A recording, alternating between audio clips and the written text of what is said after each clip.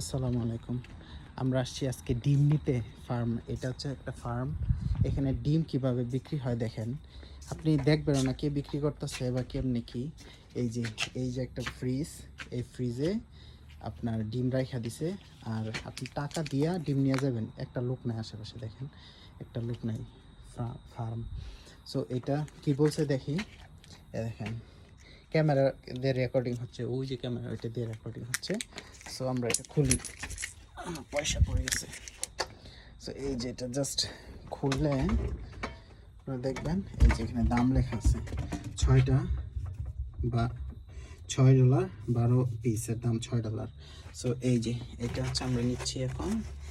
দেখেন ডিমের সাইজটা আপনাদের দেখাই। দেখেন একদম অরিজিনাল, মানে অরিজিনাল বলতে ডিম তো আর নকল হয় না।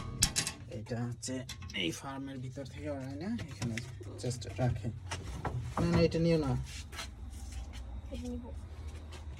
আচ্ছা, তো এইভাবে আচ্ছা আমরা এটা নিচ্ছি। হ্যাঁ এইটা আমরা এটা নিব। নেওয়ার পর টাকা কোথায় রাখতে হবে দেখেন, এই যে ক্যাশ পেমেন্ট, এই বক্সের ভিতরে টাকা রাখতে হবে। সো চলেন আমরা খুঁজি বক্সটা কোথায় রাখছি। এটাকে আমরা লাগায় রাখলাম, এই যে এইভাবে জাস্ট লাগায় রাখি। এই যে একটা বক্স, এই যে $6, $5 নোট, আর একটা হলো $6। তো এটা ভিতরে আমরা ঢুকা দিব। ঠিক আছে, এই দেখেন জাস্ট কেমনে উপরে এই যে দিয়ে, ওই যে এখান দিয়ে এই যে আরও অনেকেই দিছে, সো জাস্ট দিয়ে এই যে ডিমটা নিয়ে আমরা চলে যাচ্ছি।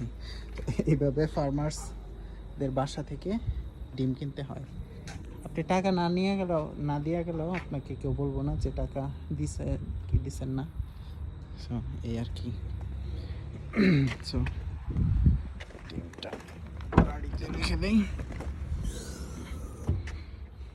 আর এই যে আমরা ফার্মার্স মার্কেট থেকে লাউ শাক আর লাউ, আর এটার ভিতরে টমেটো, মরিচ টরিচ অনেক কিছু আনছি। সো এই আর কি।